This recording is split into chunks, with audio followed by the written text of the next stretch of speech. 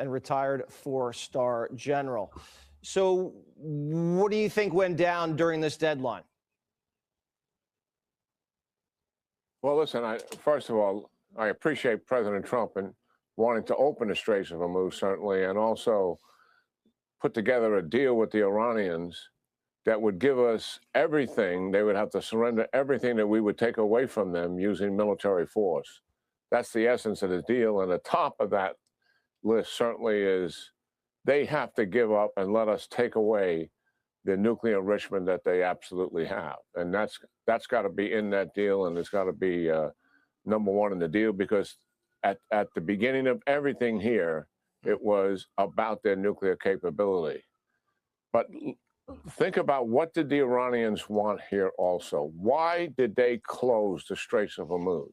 Wait, hold on. They closed the Straits of Hormuz simply to put pressure on the administration to stop the war. And we have stopped the war. So let's understand what's at play here from the Iranian perspective. Yeah, but here's the problem, though. Iran's going to open the Strait of Hormuz, but the Strait of Hormuz is now going to be regulated. So that's the problem, that the Strait of Hormuz wasn't regulated when we walked into this. But now all of a sudden we're going to be dealing with a regulated Strait of Hormuz, and it's mainly going to be used to give reparations to the Iranians for their destroyed infrastructure. So, I mean, that seems like a win for them, sadly. And also from our perspective, I don't trust the Iranians at all. The president doesn't trust them either. He's negotiated with them time and time again. He knows they're liars and cheats. So this comes down to the deal itself and what's in it and the verification for it. The Iranians are experts at obfuscating and delaying deals, and they lie and promise and don't deliver. So there's a lot wrapped up in the deal. My preference would have been to keep the war going as leverage to make that deal. But we are where we are now, and we're in a ceasefire. And it comes down to all the points in making that deal, for sure. And we'll see how that turns out. It looks like the president is getting indications from the Iranians that they're willing to concede on all of those points. I don't dispute the fact that people are saying that. Whether they actually do it is another matter, and that's my concern about this. And the president and his team knows who they're dealing with. So we're going to have to hold their feet to the fire. And I don't know, man. According to the president, we're dealing with a whole new group of people. We done effectually got regime change. So what you talking about? And this is why I said it's like it's an inconsistent message. And I mean, I thought we got regime change. I thought it's all good. Now we're going like, well, you know who we're dealing with. We're dealing with the crazy mullahs. We're dealing with these crazy IRGC guys. And I'm like, yeah, I know. So why were you guys trying to tell people that there was regime change? If this blows up in our face, we have to have the stomach to finish this militarily. And the Iranians are counting on the fact, I think where they're coming from, delay, obfuscate, and that the fact that the Americans have stopped and the straits are open and ships are starting to flow again, that we would not have the stomach to go back and return to military operations. That, I think, is their strategy. And we'll see if that unfolds. We'll know pretty quickly when it gets down to the actual fine points of the deal and how we verify it and the concessions they're willing to make. And we'll see what that is. But I am skeptical about where we're heading with the Iranians, because I flat don't trust them.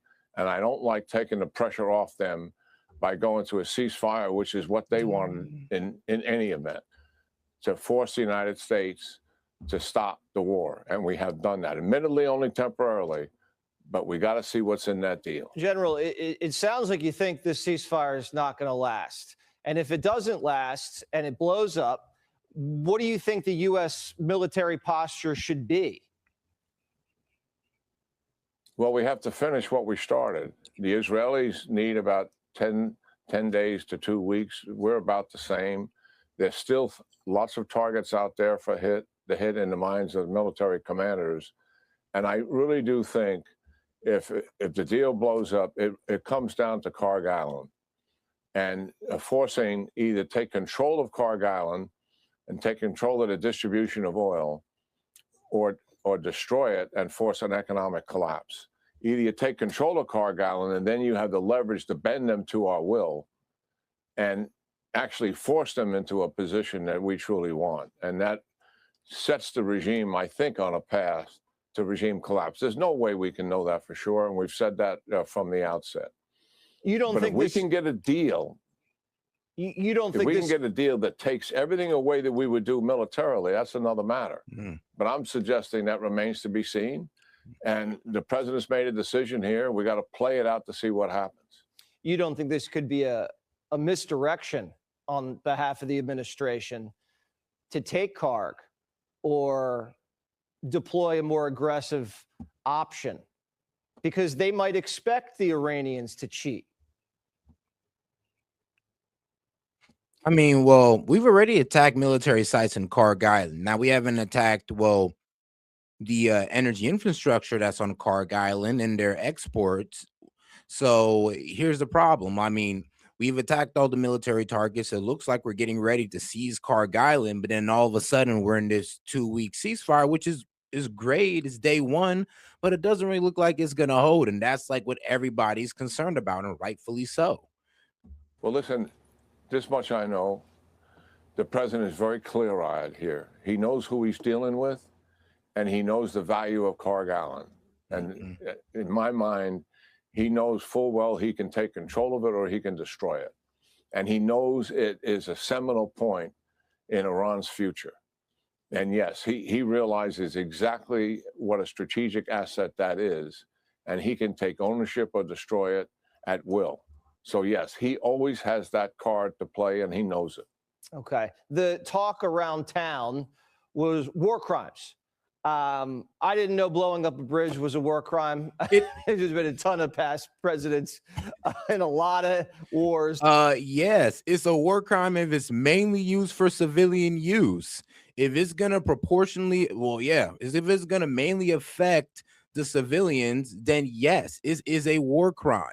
So yeah, if you blow up an energy plant and it mainly affects the civilians, if we got rolling blackouts where citizens can't get power, that's a war crime. It's like, it's crazy how they don't know that.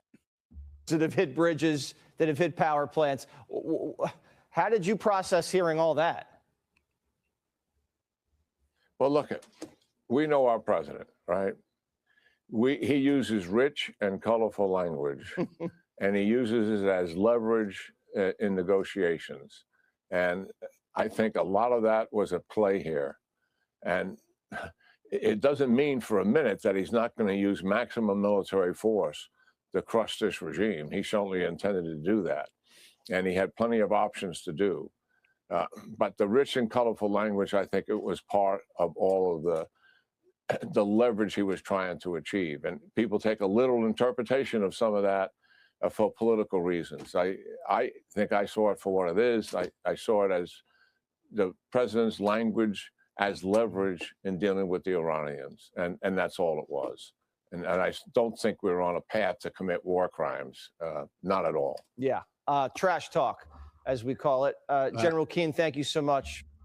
Be sure. I mean, I'm happy that it was trash talk, but it sure was concerning to hear the president just say that out loud, talking about the end of a civilization. I mean, that put everybody on their feet or on their heels to say. All right, guys, let's go to the next one here. President Trump seconds ago taking to Truth Social to say that he is talking to Pakistani officials, and based on that conversation, he will agree to stop bombing for 2 weeks. He also says that Iran has agreed to open the Strait of Hormuz for that time period. So I'm going to read part of this to you. It says, he says, subject to the Islamic Republic of Iran agreeing to the complete, immediate, and safe opening of the Strait of Hormuz. So they still have to agree. I agree to suspend the bombing and attack of Iran for a period of 2 weeks. This will be a double-sided ceasefire. The reason for doing so is that we have already met and exceeded all military objectives and are very far along with the definitive agreement concerning long-term peace with Iran and peace in the Middle East. We received a 10-point proposal from Iran and believe it is a workable basis on which to negotiate. That's also news, Jake. Almost all of the various points of past contention have been agreed to between the United States and Iran, but a 2-week period will allow the agreement to be finalized and consummated. on behalf of the United States of America as president and also representing the countries of the Middle East, it is an honor to have this long-term problem to a resolution. So a couple of things that we're going to still be asking questions about. What is in that 10 proposal? What has actually been agreed to? And I will go back through that language because I said that Iran had agreed to open the Strait of Hormuz. It does sound as though he's still leaving it there as that he's only agreeing, if that is in fact the case, that they will fully open the Strait of Hormuz. This, of course, again, coming as President Trump has been threatening to wipe out an entire civilization, saying that he was going to bomb bridges, to bomb civilian infrastructure, saying at one point that the Iranian people wanted. And I have the 10-point proposal right here. I'm going to just read it out for you guys. But let's see here. Iran's 10-point proposal peace plan. I'll just show you guys. Let's see. Guarantee that Iran will not be attacked again. Permanent end to the war, not just a ceasefire. End to Israeli strikes in Lebanon. Okay, this is why the Israelis are freaking out. Lifting of all U.S. sanctions on Iran. End to all regional fighting against Iranian allies. Oh, I don't know about that. Basically saying stop fighting our proxies like the Houthis and Hezbollah and Hamas. That includes them as well. Iran would reopen the Strait of Hormuz. Iran would impose a 2 million fee per ship transiting the Strait of Hormuz. Like Jesus, like. But all right. And Iran would split these fees with Oman, all right, to repair some of their stuff. Iran would also establish rules for safe passage through Hormuz. Iran would use Hormuz fees for reconstruction instead of reparation. All right, all right, that's fair. That's fair. But all right, let's get back over here to CNN. Let's see what they're talking about. Oh, guys, appreciate the support. Make sure to go ahead and like the video. Him to continue bombing. And we knew behind the scenes that there were ongoing conversations, negotiations between the two parties, between Pakistan was serving as an intermediary between the two countries at various times. Senior White House official telling our Elena Treen that Israel is part of this ceasefire, that they have agreed to suspend its bombing campaign while these negotiations continue. Now, of course, we don't know where that ends. We don't know if that's for 2 weeks. It's not specific, but Israel is part of this starting point, which is this ceasefire. So all three sides are participating. At least that is according to a senior White House official. Now, back to what your point is about the 10-point plan. We've been hearing about a 10-point plan from Iran for weeks now. The idea was that the United States presented a 15-point plan, that several of the points on that plan, Iranian officials were saying were unrealistic. They were impossible to meet. And they came back with their own plan. We are still at a loss as to what exactly was in that plan. What are the actual points? What exactly is the U.S. now saying that they are willing to work with? President Trump had gone back and forth on the idea of reopening the Strait of Hormuz. Clearly, he has focused on that as a top priority after last week saying he didn't need to reopen the strait as part of a deal to end the war in Iran. So whatever it is, Iran is likely to have said long term, the free and fair passage through the Strait of Hormuz, because that is something President Trump just 2 days free and fair. Yeah. According to that 10-point plan, they want $2 million per transit. Per ship goes through, they're getting $2 million for that. And then they're also going to use that for reconstruction of their infrastructure and I guess Oman's as well. I guess they worked some deal out with them. Ago or just yesterday said was a top priority. Breaking news, Iran's foreign minister just responding to Trump's ceasefire announcement. I want to read part of it to you. He says, if attacks against Iran are halted, our powerful armed forces will cease their defensive operations. For a period of 2 weeks, safe passage through the Strait of Hormuz will be possible via coordination with Iran's armed forces and with due consideration of technical limitations. Obviously, those words are crucial there. And the Supreme National Security Council of Iran has also issued a statement that I have here.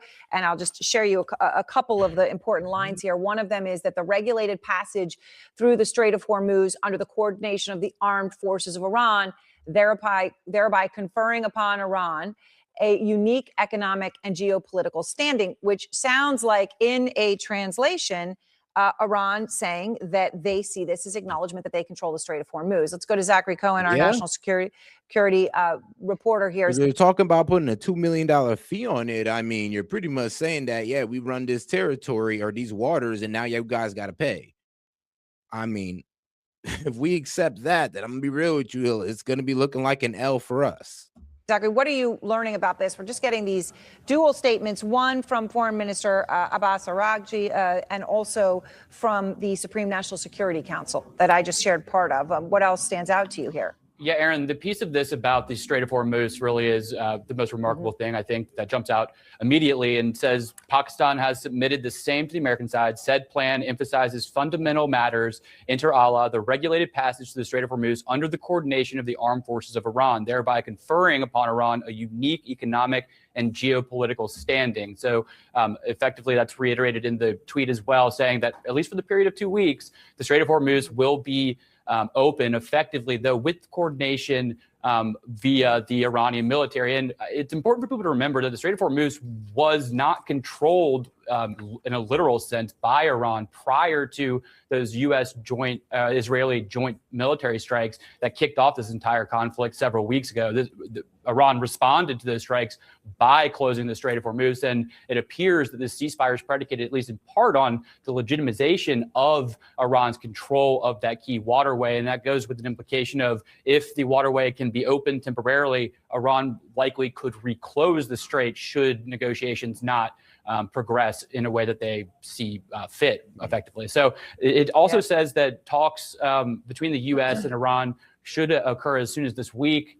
In Islamabad, Pakistan has been acting as the key primary intermediary country between the U.S. and Iranian regimes. A lot to hammer out here, but the Iranian statement does seem to suggest that, in principle at least, the Trump administration has agreed to the broad contours of their 10-point proposal, at least as a starting point for these negotiations. And again, it's hard to overemphasize how important the Iranian control and demand that that control be legitimized of the Strait of Hormuz is as far as a starting point for these talks. Yes, and that, of course, may be the absolute deal breaker. And I'm just reading the final sentence here of the statement from the Supreme National Security Council in Iran. They say, our hands remain upon the trigger, and should the slightest error be committed by the enemy, it shall be met with full force. They also emphasize that this deal, such that it is, does not signify any termination of the war. Obviously, we're talking about a temporary ceasefire of sorts. Just sharing this information, right? So we've got the response here from Abbas Araghchi, foreign minister, and also from the National Security Council in Iran.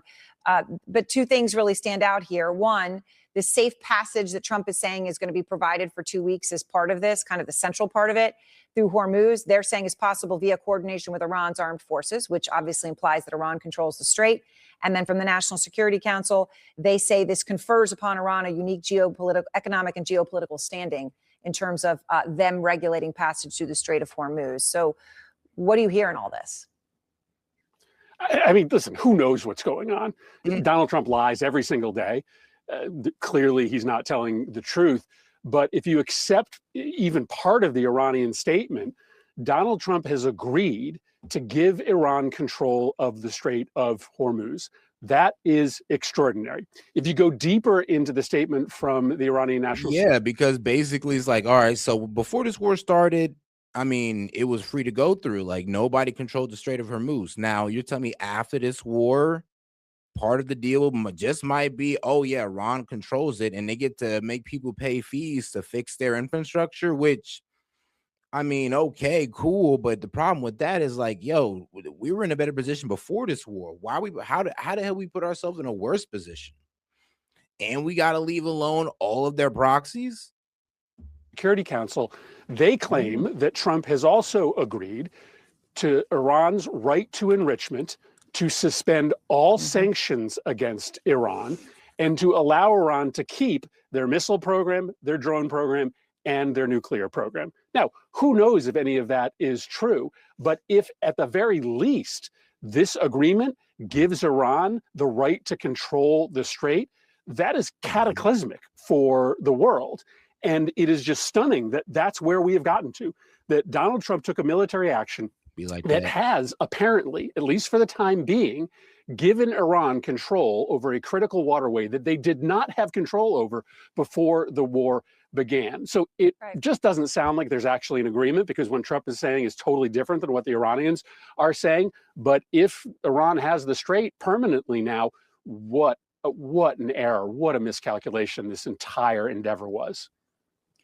I mean, the day began, Senator, with a post on Trump's social media website that I don't know what you thought when you saw it. I have said that I did not think it was real, and I had to go check it because it was so stunning. But it began with, a whole civilization will die tonight, never to be brought back again. That is how the day began. Of course, this outcome that is not going to happen tonight is one that everybody would want, and yet the path to get here and where we are right now. All right. How do you see it? Well, I mean, listen, the president has promised to commit war crimes. He's promised to eradicate an entire civilization. We have never, ever seen that in the history of this country. That's why I and many other people have been talking for the last 24 hours about the 25th Amendment. It does seem that Trump has lost touch with reality. I mean, we just can't accept a president who is literally promising to destroy an entire civilization, to murder hundreds of thousands of innocent human beings. That alone should be grounds for the removal of this president. But he thinks, I guess, that the threat of mass-scale war crimes has achieved some success. But as we're learning in the last few minutes, the success seems to be that Iran has more power over global commerce than ever before in our lifetime. And so the combination of the threat of war crimes along with the outcome of this so-called ceasefire, it's just really hard to get your head wrapped around. No, it is. And I was saying last summer along the Strait of Hormuz, when the whole possibility was that Iran could escalate by doing something, it still seemed to many, although possible, unthinkable, right? And how the world has changed since then, just in such the reality has changed. I want to ask you about one other important thing, though, Senator, and that is obviously the military operation which was astounding, to rescue the downed U.S. airmen inside Iran over the weekend. Their performance and what they did is truly incredible, and I'm sure every American is rightfully proud of that. Secretary Hegseth speaks about this war in explicitly Christian terms, as you well know, and he does so frequently. He compared that airman on Easter weekend to Jesus Christ. I wanted to play for you what he said. Shot down on a Friday, Good Friday, hidden in a cave, a crevice, all of Saturday, and rescued on Sunday. Flown out of Iran as the sun was rising on Easter Sunday. A pilot reborn. Senator, what do you say to that analogy? Yeah, it's clear that for many in Trump's orbit, this is a holy war. And I think you have to pair what that's what the military guys were complaining about. I mean, these guys being atheists, Muslims, and Jews, they're over here hearing these guys talk about, hey, yo, this is a war of Armageddon. Bro, we're about to bring back Jesus with this war, man. This is a holy war between us and them. And, a lot of guys are sitting back like, whoa there, bro. This ain't the Crusades now. Like, what are you talking about? I thought we're supposed to be going there for their nuclear capabilities, not a religious war. Like, what's going on? But, I mean, that's apparently what some of the upper brass in the military has been talking about. This being some kind of holy war. But all right, though, let's get into the attacks on Karg Island. Let's see here. There we go. In Tehran and other parts of Iran, as U.S. and Israeli attacks continue, several railway lines, bridges and power lines have been hit across the country. One strike in a residential area in Al-Borz province west of Tehran killed at least 18 people. President Donald Trump has set a deadline for early Wednesday morning Iran time for Tehran to reopen the Strait of Hormuz. So this is why they attacked Israel, because everybody was, crying about how Iran was attacking Israel. And I'm like, oh, this happened 12 hours ago. So this is why they attacked them. Bro, you attacked some of their infrastructure. Like, of course they attacked you. You thought you was safe because that ceasefire popped up? Like, come on now. And that's the problem with Israel. It's like they hit you back, but then when you hit them back, it's like, oh, war crimes. Like, really, bro? Like, come on now. If you're going to be aggressive, at least be able to receive aggression back. There's been extensive damage in Tehran and other parts of Iran as US and Israeli attacks continue. Several railway lines, bridges and power lines have been hit across the country. One strike in a residential area in Al-Borz province west of Tehran killed at least 18 people. President Donald Trump has set a deadline for early Wednesday morning Iran time for Tehran to reopen the Strait of Hormuz. He's warned that the country will be left without any power plants or bridges if they fail to make a deal. The Israeli military has warned the public to stay away from Iran's trains and railways. And there are reports of a US-Israeli attack on Iran's Karg Island. US media suggest military locations were targeted. Well, the island is Iran's main hub for the country's oil exports. Now, this is the second time Karg Island has come under attack. We're going to bring in Tawhid As-Sadi now. He is in Tehran. Obviously, this is a significant development, if true. Tawhid, the US and Israel striking Karg Island once again. Do we have any confirmation of that from the Iranian side?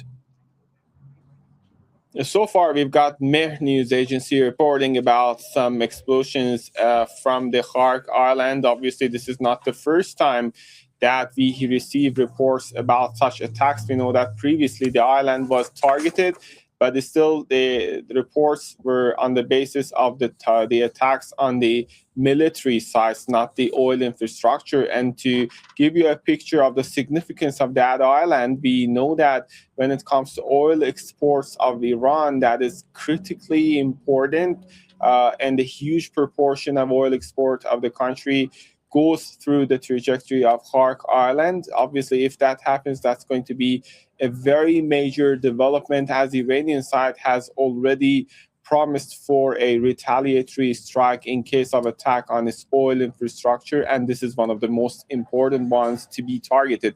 But still, speaking of the ongoing airstrikes by the Americans and Israelis, and in particular about the risk. See, and this is why I always listen to foreign media, because they kind of fill in the holes that, you know, American media won't do. Because there's a lot of people that's just thinking that, oh, Iran just hit Israel for no reason. But when you really look into it, let's not forget, one, well, they also hit Karg. We helped Israel hit Karg Island, and then Israel also hit some places inside of Iran. And this is like while the ceasefire was being hashed out. So what, was Iran not supposed to attack? So Israel is just allowed to attack whenever they want. Like, but everybody's going to just be like, oh my God, look at Iran. Look at what they're doing. They're attacking them. Yeah, because Israel attacked them. That's what be killing me about this. And this is not a pro-Iran type of like speech here. This is just to me telling you guys, yo, try to understand what's going on both sides before you sit there and try to condemn one side while the other one is doing the exact same thing. Warning that came from the Israeli side. We've got reports about attacks happening, targeting the railway station as well as railways across the country. We had it from the local authorities in the city of Mashhad and also in Khuzestan. They have decided to suspend the scheduled trains. Also, we've got this report from railways being targeted between Tehran and Karaj, between Tabriz and Mianeh, also in Khorramshahr, in Zanjan, in Qom and Kashan, also in the city, in the railway between Qom and Kashan. It's reported that at least 2 people have been killed. So this is coming after a direct warning by the Israelis that asked the Iranian citizens to get away, to not stay close to railway stations, and part and parcel of the attacks, increasing attacks, I would say, on Iranian infrastructure. We know that, speaking of the infrastructure, this is not the only place, the only location, but we know that universities are also witnessing the continued campaign of airstrikes. The Ministry of Science, Research and Technology says over 30 universities across the country have been impacted.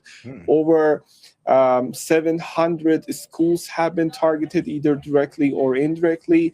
And a couple of hours ago, earlier in the morning, I was in the campus of Sharif University of Technology, one of the most important technical universities, or perhaps the most important, I would say, known as Iran's MIT, which was targeted yesterday. The amount of damage and destruction to several buildings on the campus was massive. The other day, I was also in Shahid Beheshti's campus. Again, there we witnessed massive, huge amount of destruction as a result of these airstrikes. Again, speaking of the infrastructure, we know that there is a longer list. The Red Crescent says more than 100,000 civilian units have been targeted, some of them fully reduced to rubble, some of them partially impacted. But this is a very, I would say, escalated situation, seeing the scope of these targeted areas getting broadened and getting extended over the past 2 weeks. We know that even the steel companies, which are critically important in terms of industry, have been also impacted, along with other industrial segments, pharmaceutical units, and other industry-related infrastructure. Well, given that, Tawhid, All right, though, let's go ahead and get over to this strike on Israel that Iran striked off. Well, because, Israel attacked them. So let's get into it. Mike, what are we seeing there? Well, Jesse, as anticipated, the sirens are now wailing over. I'm going to go over to Tel Aviv to talk to Mike again. Mike, what are we seeing there? Well, Jesse, as anticipated, the sirens are now wailing over Tel Aviv, indicating that another missile is inbound. And it looks like those bright lights in the sky are the missiles. And it looks like you can see an interceptor that is. Hey, yo, shout out to my man Noah Joyner. Bro, I don't know what's going on. I can't connect my YouTube on I can't connect it on StreamYard. It went live one time on Restream for me, and now it's just not doing it at all. I mean, I don't know what in God's name is going on. I'm gonna try to do it again on Restream because it worked like, I don't know, like an hour ago, but we'll see. We'll see. So far, though, yeah, I can't go live on YouTube. I don't got no strike or anything either. As far as I'm concerned, I should be able to go live. Like, I'm gonna see, though. I'm gonna see. In hot pursuit of the missiles. And it's always quite dramatic when you see those interceptors going after it. And these ones might disappear behind our building here, and we're going to lose sight of them.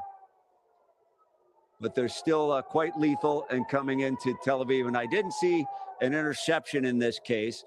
Should be able to hear it in a second or so.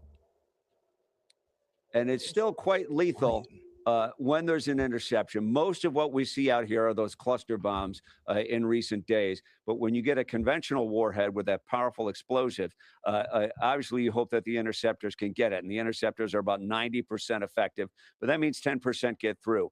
And those conventional warheads we've seen are quite powerful. They leave great craters in the ground. Still waiting to hear the impact on this one, which should come any second. But we saw 2 lights in the sky. There. And there was another flash off in the distance there.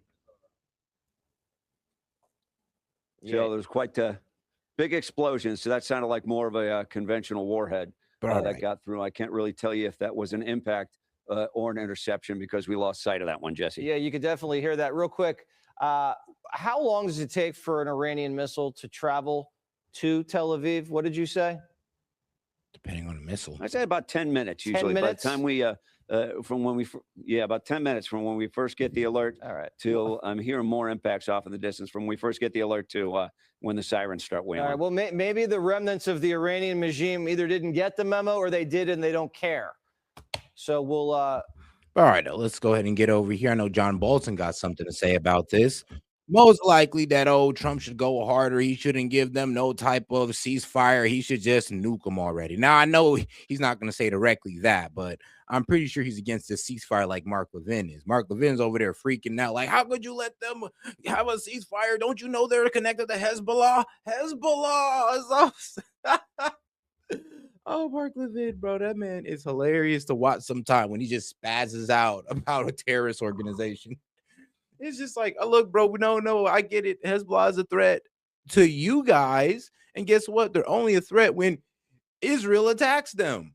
So it's kind of funny how Israel attacks Hezbollah, and now we're just supposed to see Hezbollah as this threat towards us right now in this current moment, all of a sudden.